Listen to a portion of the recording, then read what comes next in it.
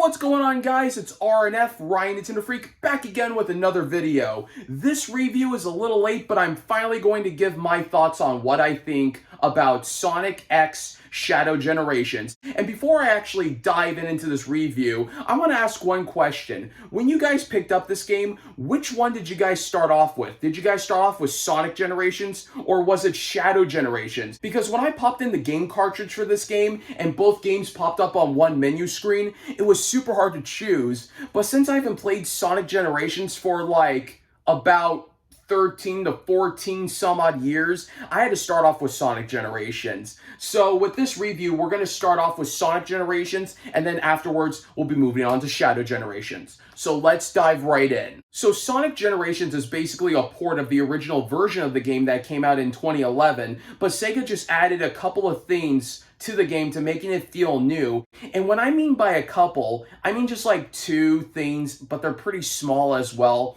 So the first one that we're going to be starting off with are chows. So there are 3 chows in each world, and so they're kind of like the red rings, to where like, you know where the red rings, to where like they're scattered around through each stage and you have to find them? That's basically what the chows are.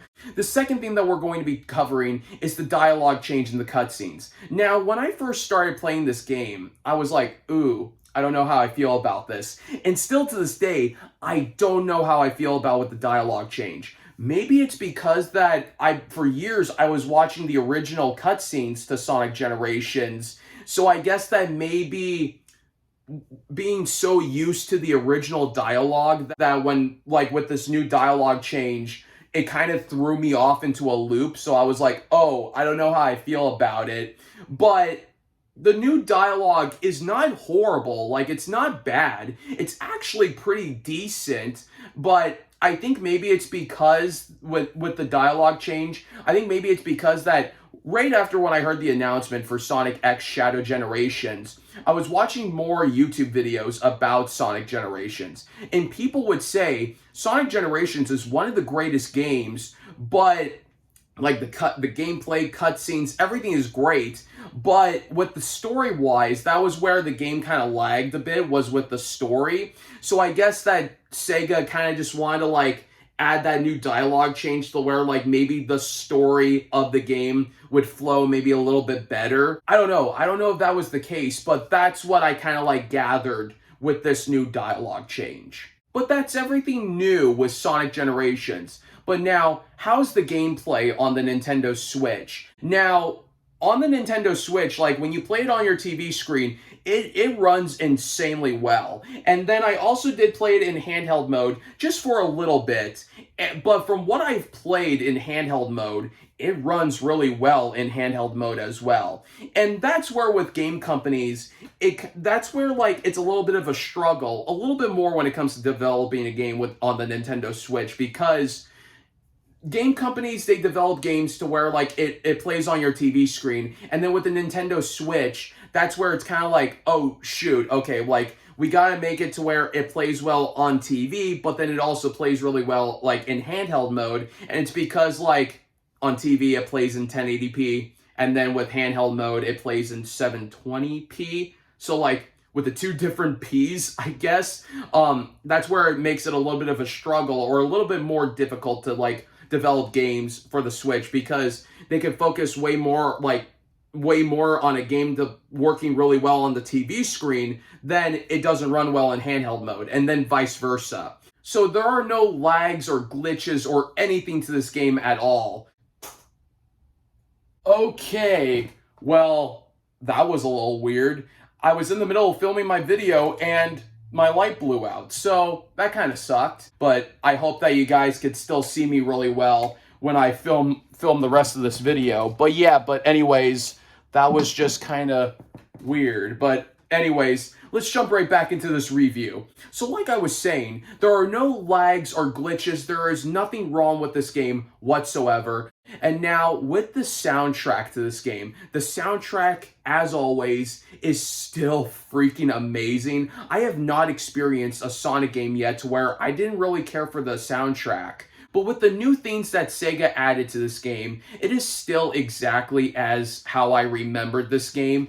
It is still one of the greatest Sonic games I have ever played. And now, after all these years, we finally get to own the console version of it on a Nintendo home system, because I remember wanting this game for years. Like, I wanted this game when, like, during the Wii U era.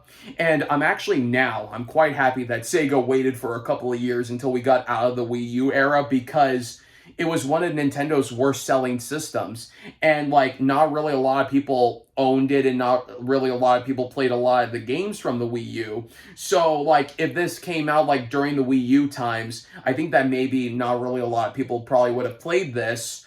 But now, actually having this being sold on one of Nintendo's best home systems, whatever, ever. So it's really cool to actually now finally own the home console version of this, because we only had the handheld version of Sonic Generations. But now, it's time to start diving in to the one game that you guys have been waiting for me to talk about. Let's jump right in and talk about Shadow Generations. Now, with this game, it was like chef's kiss. It was just handled so well. They did such a great job taking Shadow and his backstory and adding more to it. Like, by the very end of this, like, when I got to the very end of Shadow Generations, it almost got me. Like, I was starting to choke up, and then I almost shed a why am I saying shed a cheer?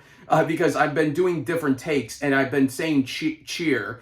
It almost made me shed a tear, because it was just emotional. It was just handled so well. And then also, I really love the CG or the graphics in this. Like, the way how, like, things would just kind of, like, shift and twist, and, like, things would kind of form or whatever. It was like watching, like, a scene or whatever in a Doctor Strange movie. As for the gameplay, it ran really well on the Nintendo Switch. But with the controls, though, it was a little confusing, because they changed up a few button combinations between Sonic and Shadow. But once I got all that down, I flew through this game. But with the mixture of the gameplay and with the soundtrack, like the soundtrack to Shadow Generations as well, was done phenomenally as well. But having those two things combined together, it just made the game, like, more intense. Like, I don't know if anyone else felt the exact same way, but it just felt like it just made it a little bit more intense.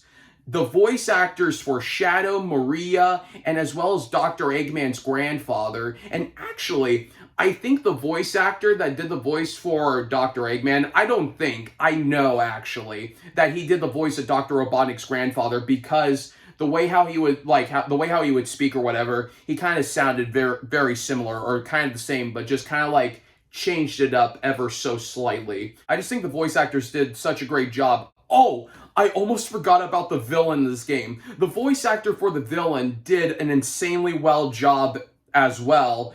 And more about the villain, his intentions or his goals in this game, like where he like wanted or needed to take over Shadow and become more powerful or something, that was just done so well. Also, the new power-ups were freaking awesome. Like, you had, like, wings to where, like, you could glide right through. I mean, like, yeah, of course. I mean, like, when you would use the wings, you would lose, like, some of, like, with all the coins that you collected, you would drain, like, all the coins that you collected. So even though that was cool, it was a little flawed as well. But, I mean, it was just still awesome. You just didn't really want to use it for too long. And then also the second one was, like, this, like, squid ink thing or whatever. So, like, if there was, like, ink on the ground or, like, on the walls or on the ceiling or whatever, like, Shadow could, like, swim right through the ink, like, going up a wall, on the ceiling. Also, there would be, like these, like, little, like, orbs of, like, squid-like or, like, ink-like things or something. And then, like, Shadow could, like, stick right onto them and swing right through the air as well. So that was a really cool one. I think that was actually one of my favorite ones. The last one was, like, the surfboard, to where, like, it kind of, like, looked like the wings but like it was like on his feet, and Shadow, like if there was like water, Shadow could like use it like as like a surfboard, and that was awesome too. But overall, I'm just amazed on how like Sonic Generations, like that game went left and Shadow went right. And with the both of the stories, like they both started like at the same spot. And then with the two different story plots, they like both drifted off and went in a big circle and then met up at the very end and just drove off with a great conclusion for both of them.